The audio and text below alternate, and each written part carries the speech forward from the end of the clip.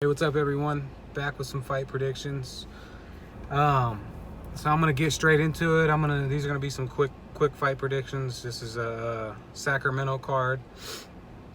Yeah, the Randamie versus Aspen Ladd.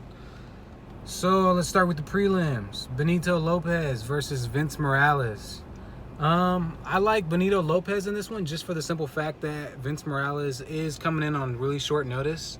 I think he was supposed to fight Benito Lopez was supposed to fight Albert Morales, if I remember correctly. But yeah, Benito's pretty good. He's well-rounded. 9-1. He's got the height advantage. He's got the reach advantage over Vince Morales. But Vince Morales is also pretty well-rounded as well. He's not a bad fighter. He also has ground game, and I'm pretty sure he has college wrestling in his back pocket. So, but I'm gonna roll with Benito Lopez. He is pretty decent striker, high volume, and yeah, I think he'll get the job done. I think he'll get a decision victory in this one. I feel like Vince Morales will probably gas out, but shit, I could be wrong, so we'll find out. Next fight, Liviana Sosa versus Brianna Van Buren. Van Buren is fighting out of Gilroy. This is a strawweight bout, and Liviana Sosa, her last performance was pretty fucking good. She got a win. I can't remember who she fought, but she just brings the pressure, man. Liviana brings the pressure in these fights. I mean, she's called the Brazilian gangster for a reason. She throws down with these chicks, man. She's not afraid to throw down. She's not afraid to just bring it. So I feel like, but then again, I mean, they call Brianna Van Buren the Bull. And she is training out of the same gym as Daniel Cormier. I noticed a lot of those type of fighters are training with Daniel Cormier lately. Is those kind of like short, stocky? Because I think Van Buren is only like 4'11" or some shit like that. She's super short, but she's stocky. She's beefy. She's got wrestling. This could go either way.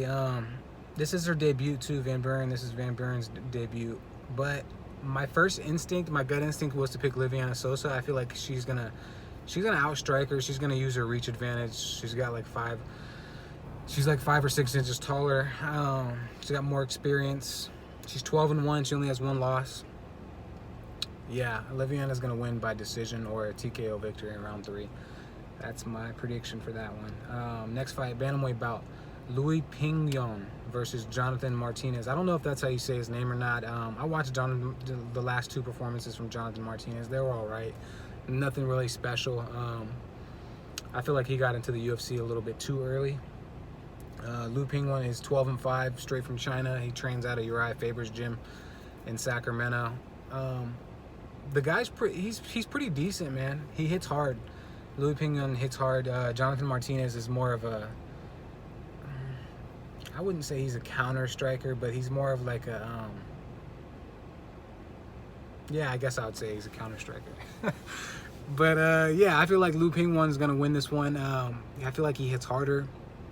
He has more to work with. Jonathan Martinez might have the gas tank though. Pignon might gas out maybe probably the end of round 2, possibly the beginning of round 3. He doesn't tend to have like a really good gas tank. So I could see that happening, and I could see Jonathan Martinez edging him with a split decision victory. But I mean, Martinez is tough too, man. He could take a shot. His debut fight was on short notice, and he was eating punches, man. He was just fucking eating them. So yeah, I mean, I just don't see Jonathan Martinez winning in this one. So I'm gonna roll with Louis Pignon. I'm probably not saying this guy's name right, but yeah. Next fight, Darren Elkins versus Ryan Hall. Darren Elkins, man, they don't call him the Damage for no reason. This motherfucker can take a punch, man. He takes beatings in every fight. I feel like he has so much scar tissue that it's not even funny. Like, he cuts up real easy in every fight. I don't see him cutting up in this fight. Ryan Hall is he's not really a crazy striker or nothing like that. He doesn't throw. He has like a kind of a karate style stance when he throws. He's got nice side kicks. Ryan Hall's got really nice side kicks. But Hall's jiu-jitsu, man. He's all about the jiu-jitsu. He's all about the fucking ankle locks and shit. So I mean, this is gonna be an interesting fight because Darren Elkins could put him in a Darren Elkins could put himself in a situation to where he loses. He beats himself basically. But Darren Elkins is a high volume, high pace fighter. He could definitely beat Ryan Hall if he plays it smart. But if he goes in there and just tries to do what he normally does in every fight, and he's not really strategically thinking when he's going, and he's going for takedowns, and he's going for combinations and shit, Ryan Hall could catch him with a knee bar or an ankle lock real easy. So I mean, I'm rolling with Ryan Hall right here to get the finish in the first or second round. But this is a really close matchup, man.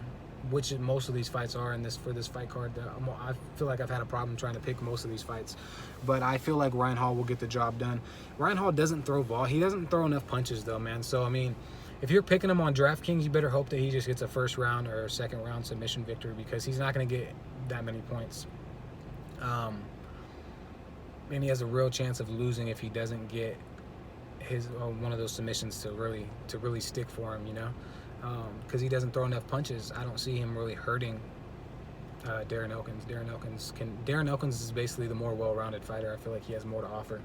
But yeah, we'll see. Darren Elkins is also fighting out of Uriah Faber's gym too. So I mean, what is it? Team Alpha Male. Yeah, but I'm gonna roll with Ryan Hall on that one. Next fight: Juliana Pena versus Nico Montagna. Nico's been out of the fight game for a while. So is Juliana Pena. I'm not gonna go too much into detail of this one. This is really a pick'ems fight. This could go either way. Pena is fighting on short notice, but I'm gonna roll with Julia Pena on this one. I don't really see Nico Montagna was talking about retirement and shit. So I mean, anytime someone talks about retirement and they're still trying to fight, I'm kind of iffy about picking him, because if you already had that in your head, I don't feel like you're really all there anymore. You know, I could be wrong. I mean. She could be all there, and she could have a great performance against Juliana Pena, but I feel like Pena is going to edge the victory in this one. She'll probably get a decision victory, shit, possibly even a submission in the second or third round. Next fight, Andre Fili versus Shaman Moraes. So my first instinct was to pick Andre Fili. But fuck, man, this is another fucking close fight. Andre Fili is 19-6, Shaman Moraes is 11-3. So it's just like, this is another pick'ems fight, man. Shaman Moraes versus Yusuf in his last performance. It was a great performance, man. He did very well. Both of them. I mean, Yusuf just edged him with the victory, but he did very well. But Andre Fili, man, he's been on a little bit of a tear, but the only thing is he's a hit or miss. He's a win. He's like a win-lose guy. So 1 minute he wins a fight, next fight he loses. One fight he wins, next fight he loses. He's never really consistent. So it really makes me iffy on picking Andre Fili. He's got good takedowns. He's got good fucking striking. His striking's really good. He gets out of the way of punches and shit. So I mean, he doesn't get hit too much. But if he takes a shot from Shaman Moraes, he's going out, man. He's going out. Shaman hits hard, man. Shaman hits hard. He's explosive as fuck. But I feel like Andre Fili is going to use that movement better than Shaman Moraes, and I feel like he could edge the victory with a decision. I don't see him knocking out Shaman Moraes. I just don't. I mean, Yusuf didn't even knock him out. So, I mean, and Yusuf, a fucking beast. Two different style of fighters right there. But, I mean, I just don't see him knocking out Shaman Moraes. This is going to be a decision victory, probably a split decision victory. Shaman is known for gassing out, though. Andre Fili's got a better gas tank. I feel like he's the longer fighter. I think he's like 3 or 4 inches taller than Shaman Moraes, so he's going to have the reach advantage. Yeah, I'm going to roll with Andre Fili. I mean, something was kind of edging me to go with Shaman Moraes, but my first gut instinct was to pick Andre Fili, so I'm going to roll with my gut instinct on this one. Next fight, light heavyweight bout, Mike Rodriguez versus John Allen. This is another short notice fight. There's like 3 or 4 short notice fights on this fight card, but I'm rolling with Mike Rodriguez. Yeah, John Allen got like I think 8 or 9 knockouts out of his 12 wins, and I think he has 2 or 3 losses. So he's known for knocking people the fuck out. But I think Mike Rodriguez is gonna get it done, man. I think he knocks out John Allen, or he gets a decision victory. If it is a knockout, it's gonna be in the first or second round. So yeah, and both of these guys, they seem like they're at their natural weight. So this is gonna be a real good banger. Like, it's gonna be a really good fight, I feel like. That's going to be a sleeper fight. A lot of people are sleeping on that one. Mike Rodriguez is pretty well-rounded as well, and he's a knockout artist too, so he's got a 100% finish rate. The other guy's got like an 88 or 90% finish rate or some crazy shit. They both knock people out. So someone's getting knocked out in this one. It's either going to be a knockout or it's going to be a decision. I don't see no submissions or anything in this this fight. So yeah, but I'm rolling with Mike Rodriguez for sure. Okay, we're going into the main card. Marvin Vettori versus Cesar Ferreira. Cesar Ferreira, what was his last? I think his last performance was against Carl Robertson, which he's fighting on the card. He submitted him, but Cesar Ferreira, man, he doesn't have no chin. He doesn't have a chin. He just doesn't, or he just gets clipped with the right shots. It's one or the other, like, or both. He's got really good. He's got great jiu-jitsu. He's a prospect. He's been a prospect for a while under Vitor Belfort. But yeah, man, he's a really well-rounded fighter, but he seems to come up short a lot, and I have a hard time picking him. My first gut instinct was to pick Cesar Ferreira just because that fucking submission game is nice. It's nasty. But Marvin Vettori, man, he's tough. He's got a really good takedown defense. He's got really good striking. His performance versus Israel Adesanya wasn't bad. It wasn't horrible. Israel Adesanya is just a better, cleaner striker than Marvin Vettori. Vettori's flat-footed. Adesanya's not. Adesanya moves on his feet and shit and moves around the ring real fluid, real smooth. And Vettori's just a flat-footed fighter, man. He's flat-footed, a little slow, but he hits hard. He fucking hits hard. And he's a solid dude. Like, and he has a pretty good gas tank. I mean, he went 3 rounds. He went the full 3 rounds. He did get a split decision against Israel Adesanya. I don't feel like it should have been split. I think that was a unanimous, in my own opinion. But yeah, I feel like Marvin Vettori is going to edge the victory out. He'll probably get a knockout within the first or second round. And he hasn't fought in like almost a year, or it's been a year. So, I mean, he's hungry. He's a hungry fighter, man. He's looking to make a name for himself. So I definitely see Marvin Vettori winning this one, the Italian dream, you know. I don't see Cesar Ferreira being able to hold Marvin Vettori down, or really even be able to get too many takedowns. He might get 1 or 2 takedowns, but I feel like Vettori will get back up, and he'll be able to outbox him, outstrike him for sure. Cesar's not going to be able to take the punches from Vettori. Next fight, Carl Robertson versus Wellington Thurman. I honestly don't know much about Wellington Thurman other than that he has really good BJJ. I watched a few of his highlights, but not really enough to tell you guys enough about him. You guys would have to do your own studying for this one. This is a late fight prediction for me anyway. For all these for this card or whatever, it's late for me. I usually do them earlier in the week. But yeah, I'm rolling with Carl Robertson. Something was telling me to roll with Wellington Thurman because Carl Robertson is known for getting submitted. He got submitted twice in the UFC. He has 1 submission win and 1 decision win too. So he's had 4 fights in the UFC, but he's got submitted twice. One by Cesar Ferreira and one by I can't remember the other person who submitted him, but I know that it was a similar type of submission where he kind of gassed out and then he just laid there and got submitted. So I mean, I could see Wellington Thurman probably doing that to him, but this is a short notice fight. Wellington came up on really short notice. He's filling in, so this could go either way. Hopefully Carl Robertson knocks him out because I'm picking Carl Robertson to win, but Wellington Thurman definitely has a good chance of submitting him. He's known for getting submitted and doesn't have the best BJJ, so yeah, that's a pick'em's fight as well. I'm rolling with Carl Robertson though. Next fight, Josh Emmett versus Mirsad Bektic.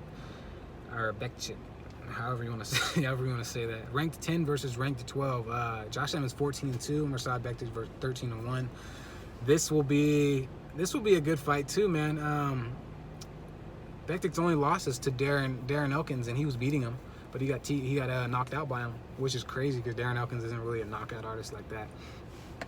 But Josh Emmett is. Josh Emmett's a fucking knockout artist. So I mean, this man, Bektic his wrestling better be on point, but Josh Emmett's got really good defense and really good wrestling as well. He's a well-rounded fighter, but he's got punching power. He knocks people the fuck out. We all seen that with Michael Johnson. I picked Michael Johnson to beat him. I thought Michael Johnson was going to have the cleaner hands.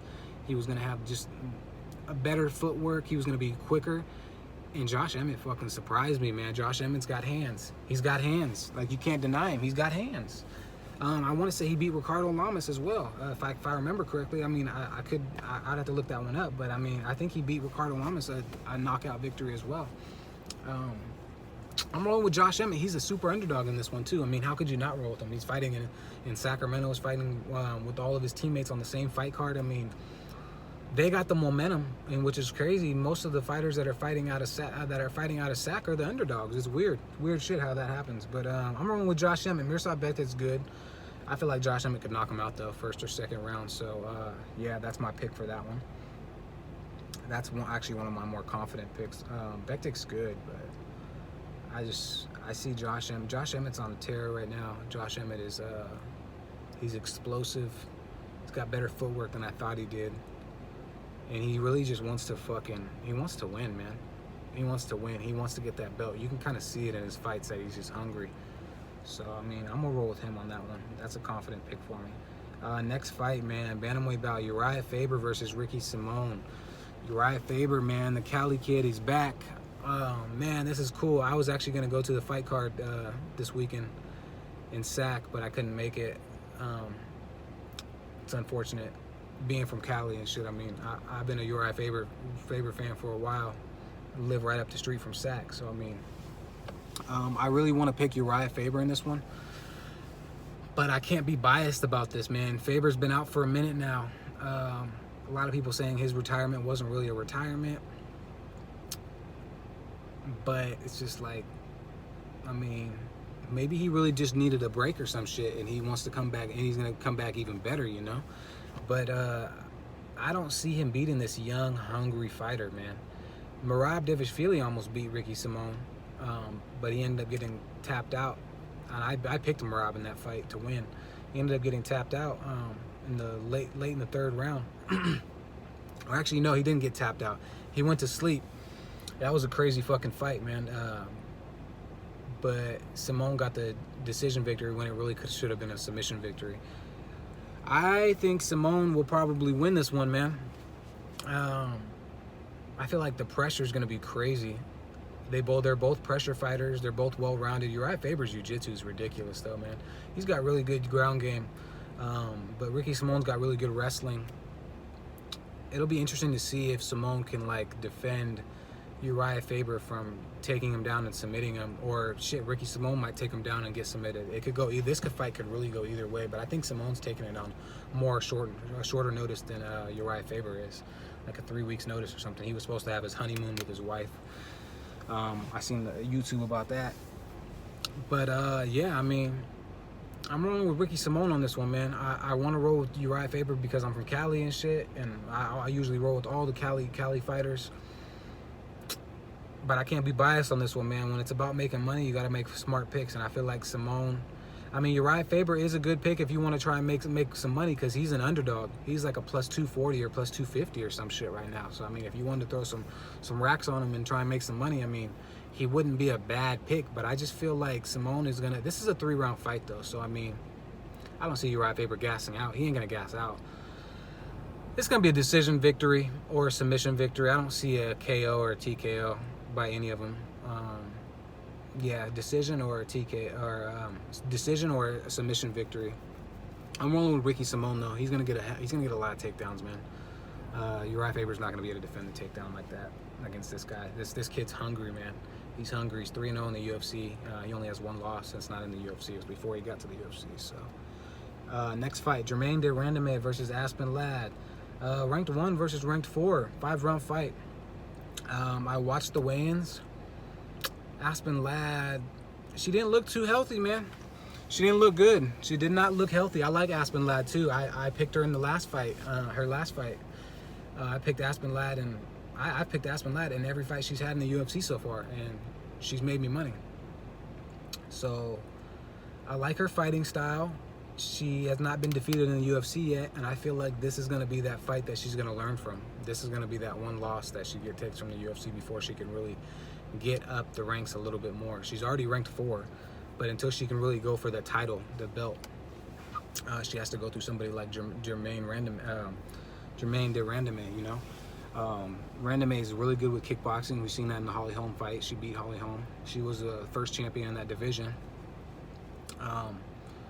She's got really good footwork and really good striking. I mean, I can't really say much about Randamie. She's kind of old. She's a little old. She doesn't have much left. I don't feel like fighting wise, maybe 2 more years tops. But Aspen Ladd's a young, hungry fighter, but that weight cut didn't look good. She was shivering. She was having all kinds of side effects of cutting too much water. And if de Randamie hits her with some liver shots or some body shots, those organs, without having the proper amount of water, it's not gonna look good. It's not gonna look good. She could have some serious issues if she gets hit too hard in one of those spots, one of those soft spots, you know. So I mean, hopefully she hydrates back up well, but I don't see her lasting that long in a 5-round fight with de Randamie. I just don't. I feel like this is going to be a really good showcase for de Randamie. I feel like she'll probably get a TKO victory in the 2nd or 3rd round. And also, Aspen Ladd's head movement's horrible. It's horrible. So she needs to work with a boxing coach more, or maybe she already is, and she's so green and so new to the UFC that she's got a lot to work on, you know.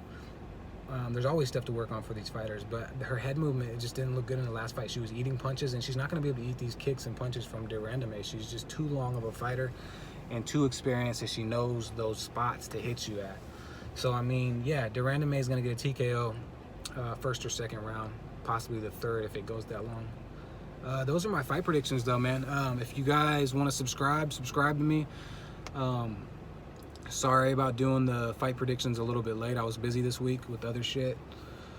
I usually try to do them by like Tuesday or Wednesday, but I actually was kind of happy that I did them today because, shit, who knows? I might have picked Aspen Ladd to begin with, but I probably wouldn't have, just because de Randamie is just a better striker, I feel like. But yeah, subscribe to my channel. Hit the like button if you like what I'm talking about and shit. I'm gonna probably start doing boxing videos as well. I'm gonna get back into that. I've been watching boxing since I was a kid, but I'm gonna get back into doing that as well. Just for the main fights though. They have a lot of boxing fights all the time, but I'm just gonna do for the main fights for that one.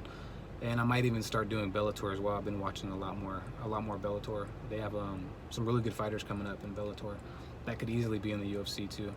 So, yeah, you guys enjoy the fights, enjoy your guys' weekend. All right.